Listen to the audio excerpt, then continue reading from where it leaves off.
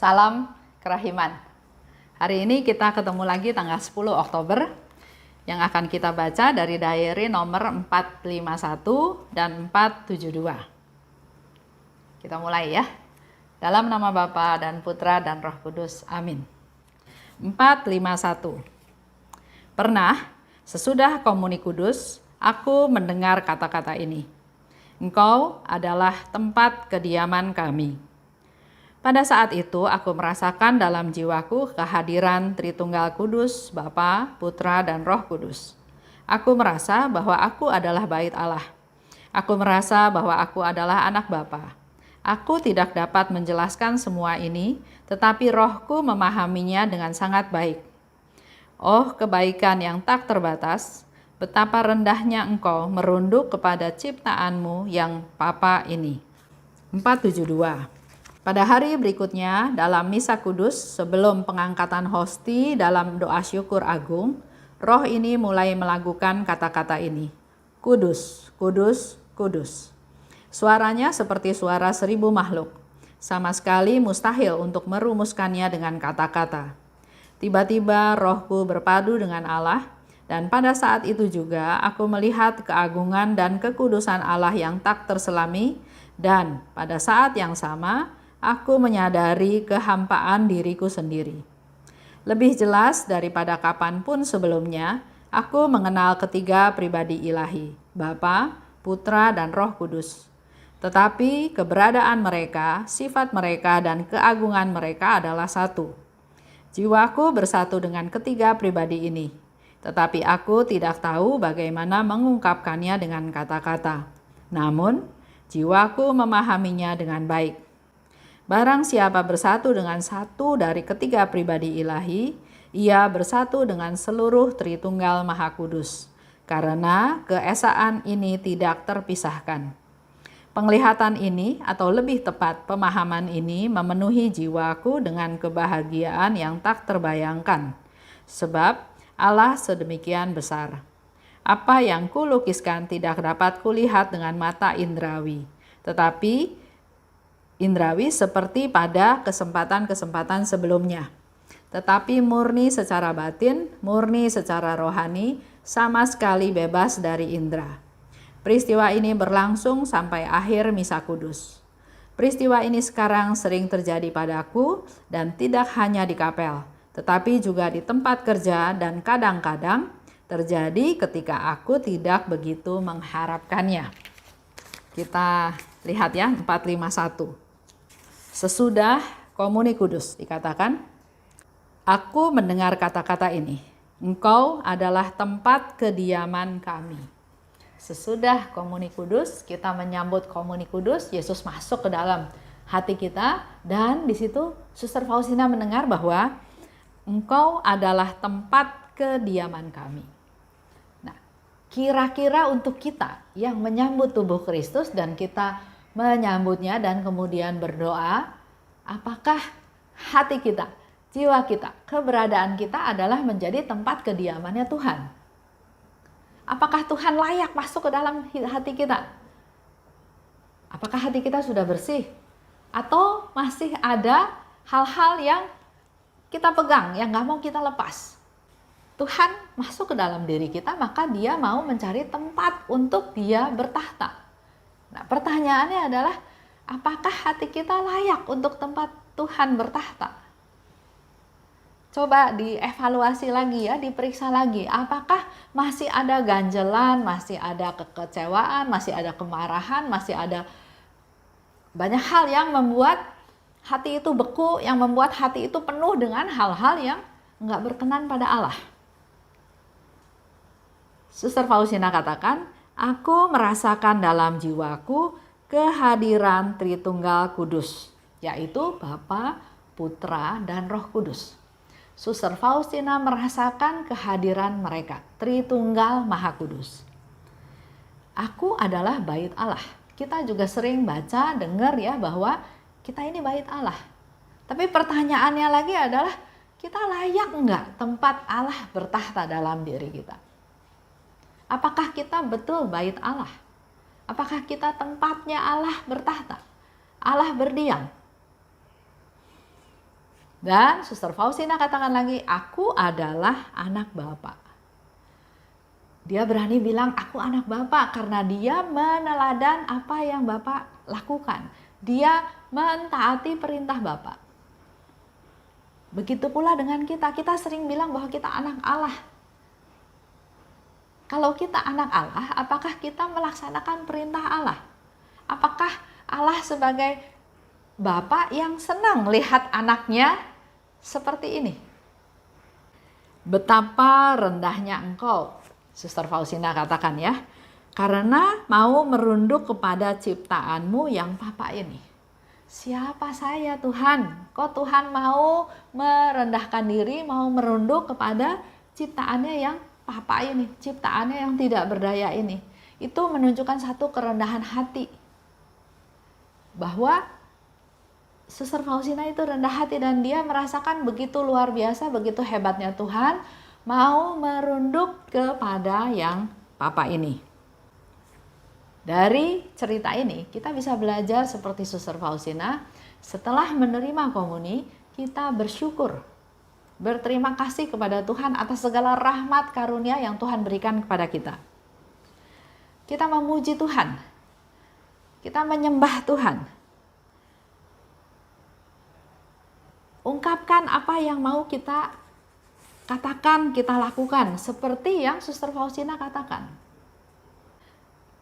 Jadi bukan sekedar hanya mohon, ya, tapi bersyukur, berterima kasih, hening, nikmati kehadiran Tuhan. Tuhan ada dalam hati kita, kita rasakan itu semuanya.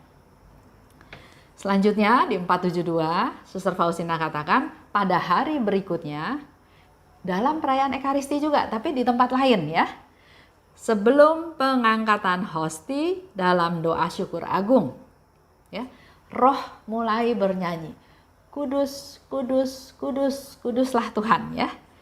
Dan suara itu seperti suara 1000 makhluk. Rohku ikut berpadu dengan Allah. Aku melihat keagungan dan kekudusan Allah yang tidak terselami. Aku sadar kehampaan diriku. Yang saya bayangkan dalam perayaan Ekaristi tersebut, waktu Suster Faustina mendengar kudus, kudus, kudus, itu adalah roh-roh surgawi, orang santa-santo, roh-roh orang kudus semua memuji Tuhan. Kudus, kudus, kuduslah Tuhan. Selanjutnya dikatakan oleh Suster Faustina, peristiwa tersebut dia alami terus sampai di akhir misa. Jadi kalau kita ikut perayaan Ekaristi, sebetulnya pada waktu kita mulai dalam pembukaan, itu terus sampai selesai, sampai akhir, suasana kehidupan surgawi itu kita rasakan. Para santa-santo, orang kudus terus memuji Tuhan, memuliakan Tuhan, menyembah Tuhan. Kita pun umatnya yang diundang, yang bergabung dalam perjamuan Ekaristi, dalam perjamuan tersebut, memuji Tuhan, memuliakan Tuhan, menyembah Tuhan. Itu yang harusnya kita lakukan. Bukan ngelihat ke kiri ke kanan, bukan hal-hal duniawi yang mengganggu kita. Kita fokus kepada Tuhan. Suster Faustina katakan lagi, aku mengenal ketiga pribadi ilahi, Bapa, Putra, dan Roh Kudus. Sifat mereka, keagungan mereka, tapi mereka itu adalah satu. Karena dikatakan barang siapa bersatu dengan salah satu pribadi ilahi ini, ia bersatu dengan seluruh Tritunggal Maha Kudus. Itu yang diceritakan oleh Suster Faustina. Karena keesaannya tidak terpisahkan. Jadi kalau kita mengalami bersatu dengan salah satu dari pribadi tersebut, sebetulnya kita menjadi satu dengan Tritunggal Maha Kudus. Dan Suster Faustina cerita lagi, peristiwa ini sering terjadi padaku. Bukan dalam perayaan Ekaristi aja, tapi di kapel dia juga rasakan, di tempat kerja juga dia rasakan, bahkan kadang-kadang terjadi ketika aku tidak begitu mengharapkannya. Hal ini bisa terjadi karena adanya suatu relasi yang dekat, yang erat, yang intim, yang khusus antara Suster Faustina dan Tuhan. Tuhan selalu hadir. Dirasakan oleh Suster Faustina hadir di tempat kerja, hadir juga di kapel, bahkan waktu Suster Faustina nggak terlalu mengharapkan, Tuhan juga hadir. Nah, kembali lagi refleksi dengan hidup kita masing-masing. Kalau kita lagi berbuat salah, berbuat dosa, kira-kira mengharapkan Tuhan hadir atau mengharapkan Tuhan nggak ada? Contoh, ada yang melakukan kesalahan. Dalam hati ada bisikan, ya dia berbuat salah, ampuni saja. Karena memang dia sudah salah. Beri dia kesempatan untuk memperbaiki diri.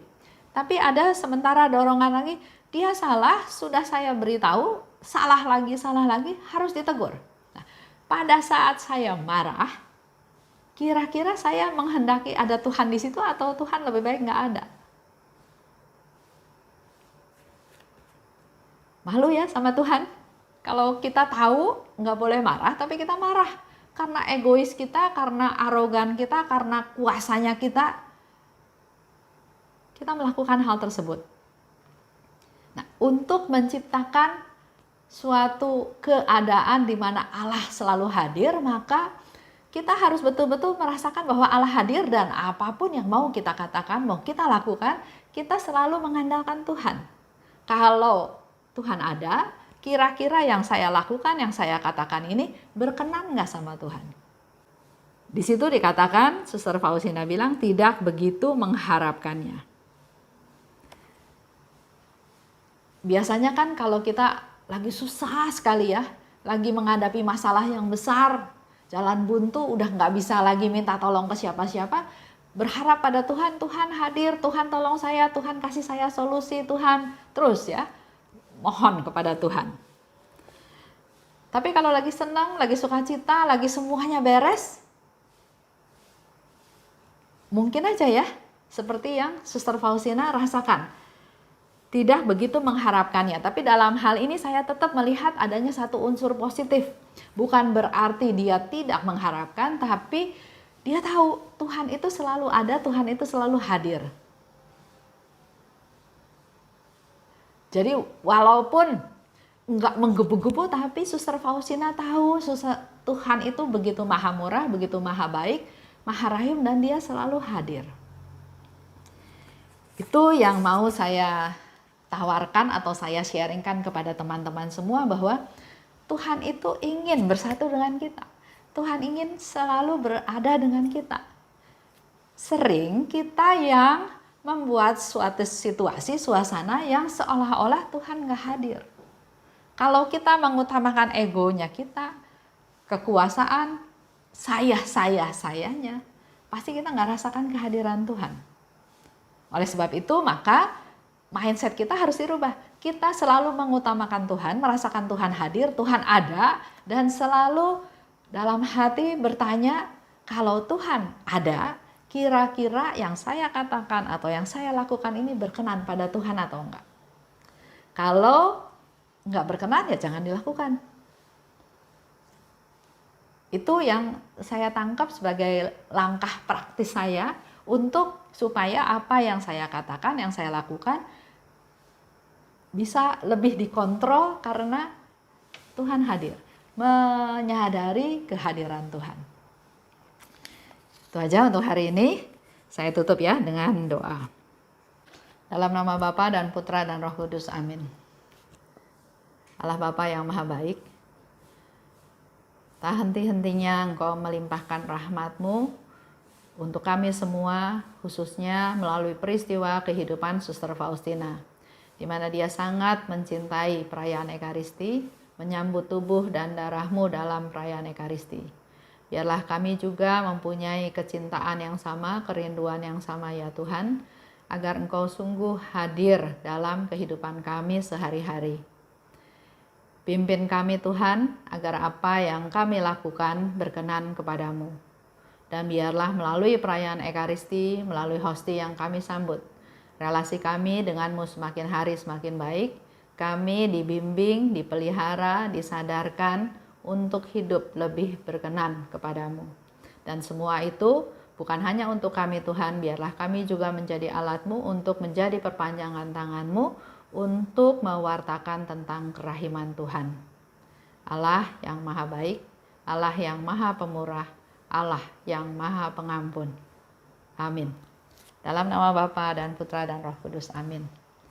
Salam kerahiman.